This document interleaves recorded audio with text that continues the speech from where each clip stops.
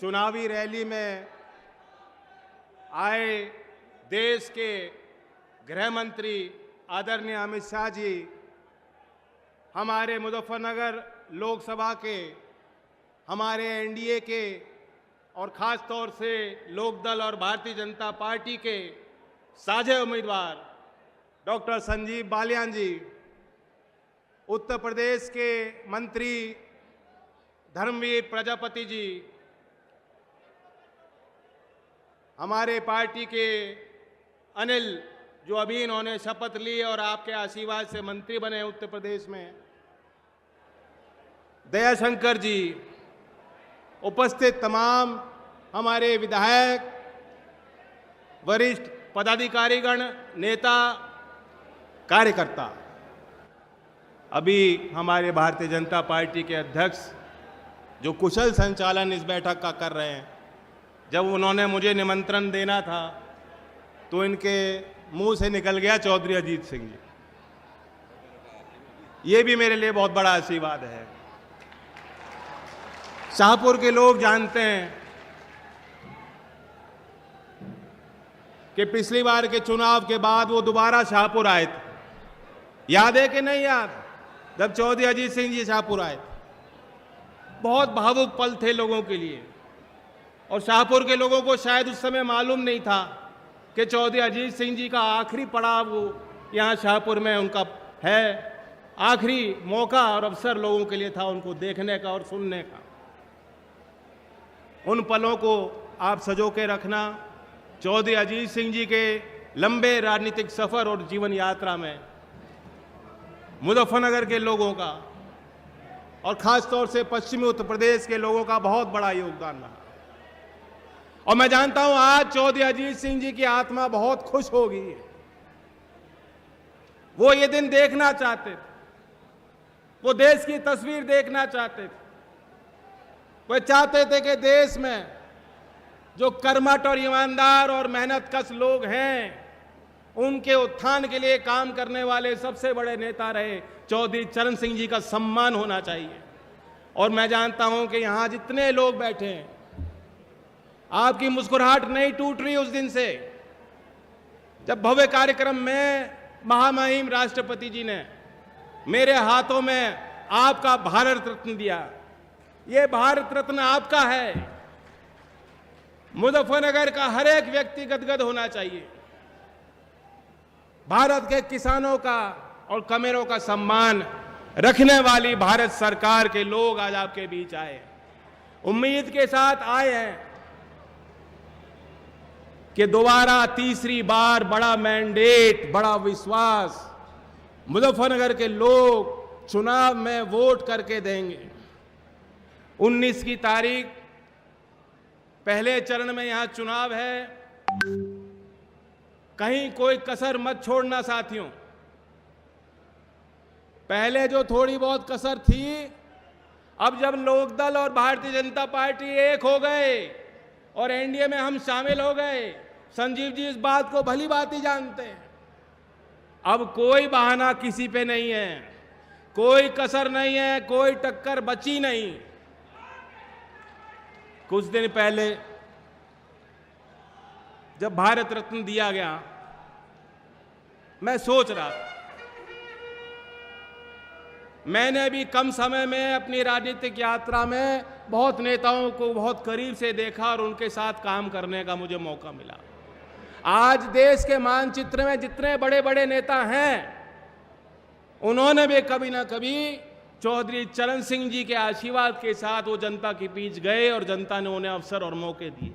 इसलिए आज जिस मुकाम पे वो लोग खड़े हैं, वह लोग भी चौधरी चरण सिंह जी का सम्मान करते हैं। लेकिन एक मौका मिल गया, दूध का दूध और पानी का पानी हो गया। हमें देखने का और परखने का मौका मिल गया कि जो कल परसों तक जब लोकदल का साथ राजनीतिक तौर से जिन पार्टियों और नेताओं के साथ था वोट लेने के लिए, वे लोग चौधरी चरण सिंह जी का नाम मंचों से लेते थे।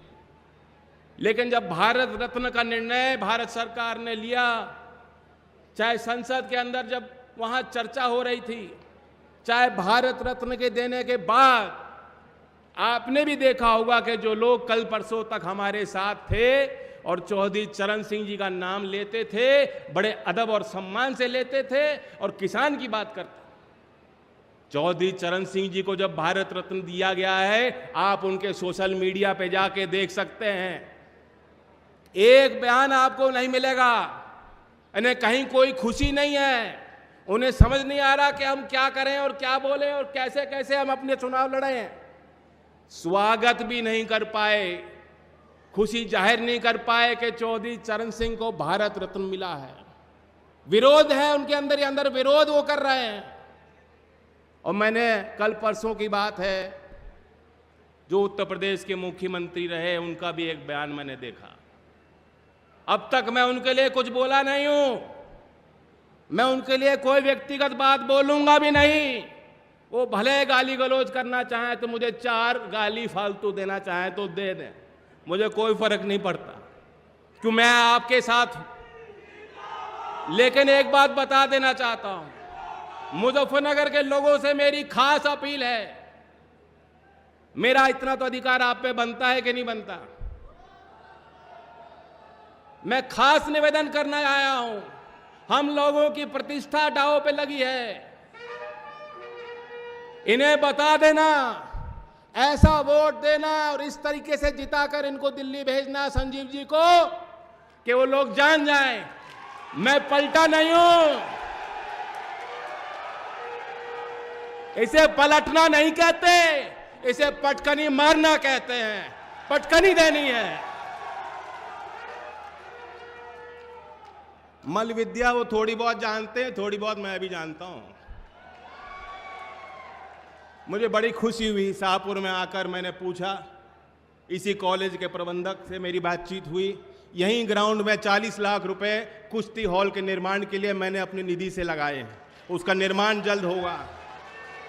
और यहाँ के प्रबंधक मुझे बता रहे थे कितना टैलेंट है यहाँ बच्चों में।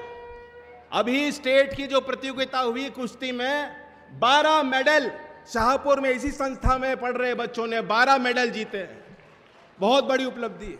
यहीं पास में काकड़ा गांव है, पुनीत बालियान स्वर्ण पदक जीत के आया। मैं जानता हूं बहुत खुशी की एक लहर पूरे क्षेत्र में गई। उसके पश्चात मैं उससे मिलने गया, मैं उससे मिलना चाहता था। बहुत ही छोटे मध्यम वर्ग और गरीब परिवार उनका है, किसानी करते हैं और देश के लिए इतना बड़ा गौरव उन्होंने हासिल किया। उस समय पुनीत ने मुझे कहा कि हमारे गांव में वो व्यवस्था नहीं बन पाएगी, अगर आप खेल का कोई संसाधन देना चाहते हो तो शाहपुर में दे देना, शाहपुर में वो निर्माण होना चाहिए। तो इसका श्रेय जो शाहपुर में मेरी निधि लग रही है, मैं बता देना चाहता हूं सार्वजनिक तौर पर, पूरा का पूरा श्रेय पुनीत बालियान को, उनके परिवार को जाता है। मैं धन्यवाद उनको देता हूं, क्योंकि गृह मंत्री जी यहां बैठे हैं, देश के बड़े नेता हैं और बड़ी जिम्मेदारी इनके कंधों पे। मैं कुछ बात अपने मुद्दों की, किसानों की करना चाहूँगा। अब लोकदल और बीजेपी एक हैं, हमारे प्रतिनिधि प्रदेश की सरकार में भी है, और जब हमने दृढ़ निश्चय के साथ ये निर्णय लिया कि हमें आगे और गति देनी है, तो ये बात तो तय है कि प्रदेश और देश भर में किसानों को जब तीसरा मैंडेट मोदी जी को मिलेगा, प्रधानमंत्री की शपथ वो लेंगे, तो देश का किसान विश्वास कर सकता है कि किसानों को लाभकारी मूल्य दिलाने के लिए उनके साथ सामाजिक न्याय हो, मुख्य धारा में उनकी गिनती बने। तमाम प्रयास, जो कोई कसर रह गई होगी, तमाम प्रयास मिलकर हम लोग करेंगे। आप विश्वास कीजिए, मुजफ्फरनगर के गन्ने की फसल दुनिया में चर्चित है, गुड़ का बहुत बड़ा व्यापार है। प्रदेश सरकार की 1 डिस्ट्रिक्ट 1 प्रोडक्ट योजना में भी यहाँ गुड़ का एक चयन हुआ है मुजफ्फरनगर के लिए। तो गुड़ की मिठास, गन्ने की मिठास भी बढ़ाई जा, किसानों को भी उसको बेहतर लाभ मिल सके, इसके लिए भी हम लोग फैसले लेंगे। समझदार के लिए इशारा ही बहुत होता है, बाकी आचार संहिता है, हम सब के लिए नियम बने हैं, लेकिन जो खेती किसानी करते हैं उन्हें मालूम होना चाहिए कि वो सरकार जो चौधरी चरण सिंह जी को सम्मान दे सकती है। इससे पहले भी सरकारें थी, इससे पहले भी लोग प्रधानमंत्री रहे, चौधरी साहब को लोग मानते भी होंगे, लेकिन उनके लिए इतना बड़ा फैसला आज तक कोई सरकार ले नहीं पाई। नरेंद्र मोदी जी के प्रधानमंत्री पद को संभालते हुए ये एक ऐतिहासिक फैसला भारत सरकार ने लिया है। और ये साफ साफ दिखाता है कि भारत सरकार की प्राथमिकता किसान और कमेरों के लिए है और हमारी जवाबदेही भी आपके लिए है। तो इसलिए बड़ा दिल दिखाना, मैं लोकदल के कार्यकर्ताओं से आखिर में एक दोबारा अपील करता हूं। हमने और आपने तो बहुत संघर्ष किया, लेकिन आपको और बड़ा दिल दिखाना होगा। दुष्यंत कुमार जो प्रसिद्ध कवि हैं, उनकी एक छोटी सी पंक्ति याद आ रही है, मैं सुना देता हूं कि सच है कि पावों ने बहुत कष्ट उठाए। ये जो हम लोग विपक्ष में रहे तो उस समय की बात है, हमने बहुत संघर्ष किया, बहुत संघर्ष करके यहां आए हैं मंच पे, हम साझे मंच पे हम लोग खड़े हैं।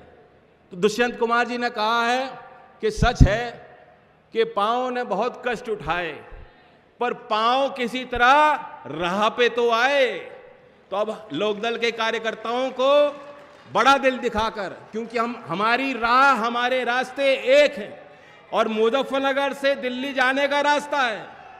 अगर आप मुझे मजबूती देना चाहते हो, अगर आप मुझे ताकत देना चाहते हो, अगर आप चौधरी चरण सिंह के विचारों को आगे ले जाना चाहते हो, अगर आप चौधरी अजीत सिंह जी के अधूरे कार्यों को पूरा करना चाहते हो, तो डॉक्टर संजीव बालियान को बहुमत के साथ आप चुनाव जिताइएगा। धन्यवाद। जय हिंद, जय भारत।